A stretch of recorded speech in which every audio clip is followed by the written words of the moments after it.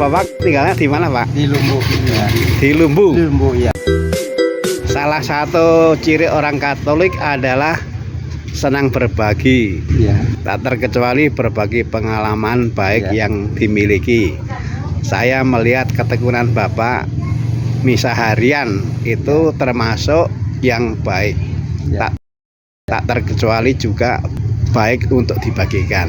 Nah, saya ingin tahu apa sih yang menjadi daya dorong sehingga Bapak mau menekuni misa harian? Kalau tidak misa harian rasanya kurang apa namanya ya, kurang Afdol. afdol gitu ya. Jadi misa harian oleh Bapak dihayati sebagai sesuatu yang sudah jadi kebutuhan. Iya, jadi rasanya itu kalau kurang sehari aja kehilangan kebutuhan saya itu. Jadi Bapak sudah merasakan itu sebagai kebutuhan ya, Pak. Awal-awal, Pak, apa sih yang mendorong kok mau misa harian? Karena nggak semua orang yang dekat tuh mau misa harian. Iya, awal-awal ya saya suka aja, Rama. Suka? Iya, suka mengikuti misa suci karena tiap hari itu kalau disirami dengan firman-firman Tuhan. Jadi Bapak itu merasa itu kebutuhan dan bermanfaat karena juga mendapatkan siraman rohani, tak terkecuali firman ya. Iya. Bapak tinggalnya di mana, Pak? Cipager. Cipager. Ya. Bapak sudah berapa lama menekuni misa harian? Oh, udah lama. Udah lama ya. Apa yang menjadi pendorong sehingga Bapak mau misa harian, Pak? Ya, begitu saya kan lima dari banyak kesedihan gitu ya.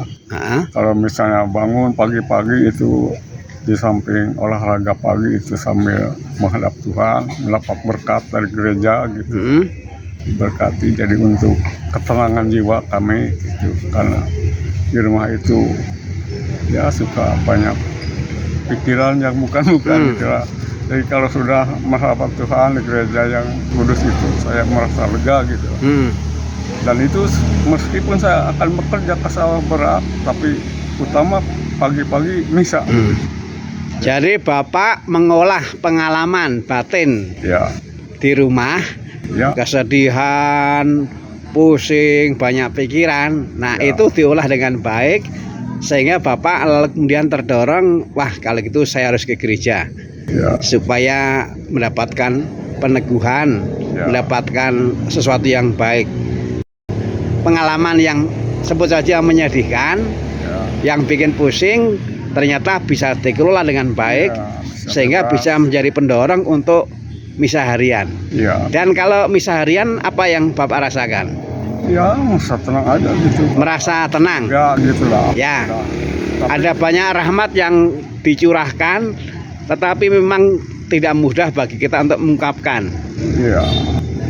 Hanya satu rumusan yang muncul, tapi itu pasti di dalamnya terkandung macam-macam hal, yaitu merasa tenang. Ya, merasa tenang. Ya. Nah, meskipun saya mau bekerja berat di saat diutamakan misa kalau ada waktu gitu ya. Jadi bagi Bapak misa itu suatu yang prioritas, Yang kebutuhan saya gitu. sehingga itu didahulukan dan yang lain kemudian.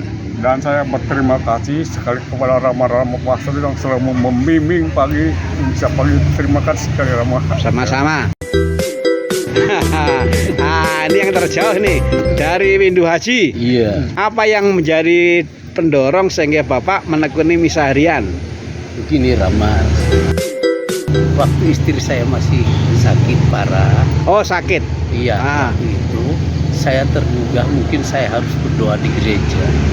Nah, maka itu saya pamit pada istri saya mau berdoa di gereja. Mungkin dengan cara demikian kita akan mendapatkan suatu mujizat dari Tuhan. Lama-lama terus sampai dia sakit parah dan sampai meninggalkan kami itu. Nah, pada waktu itu ya saya tetap mengikuti misa pagi. Nah, sampai pada waktu sudah setahun kemudian saya merasakan mulai agak tenang batin saya dan merasakan sesuatu keajaiban yang pernah saya alami, yaitu di mana kami pernah merasa sakit pada pinggang dan sebagainya, saya memaksakan diri untuk mengikuti misa harian. Demikian juga waktu walaupun hujan bagaimana saya tetap datang pada ini, sehingga kami merasakan ada keajaiban-keajaiban yang datang pada diri kami sendiri. Dan sampai sekarang kalau saya meninggalkan misa itu ada yang kekurangan, rasa kekurangan. Ini penyakit baik orang yang rajin misa harian. Penyakit baik, kalau nggak misa lalu ada yang kurang. Iya, ada yang kurang, betul Romo. Ya, ya. Jadi Bapak mengolah pengalaman keluarga dengan baik, sehingga hasilnya itu menjadi pendorong untuk misa harian. Iya, Romo. Pengalaman pribadi, pengalaman di keluarga, itu bahan mentah. Ada orang yang mengolah lalu stres.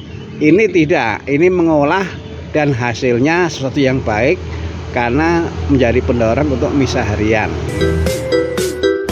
Saya bersyukur karena para bapak berkenan sharing.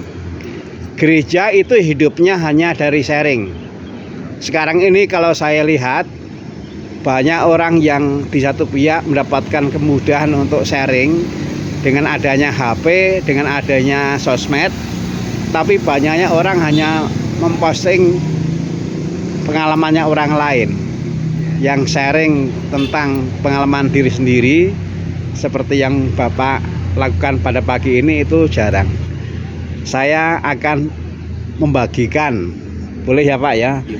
Saya itu paling senang membagikan pengalaman baik umat, sekecil dan sederhana apapun.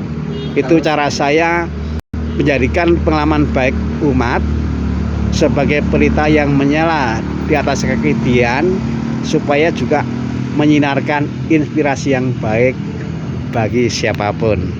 Tuhan memberkati Pak. Amin.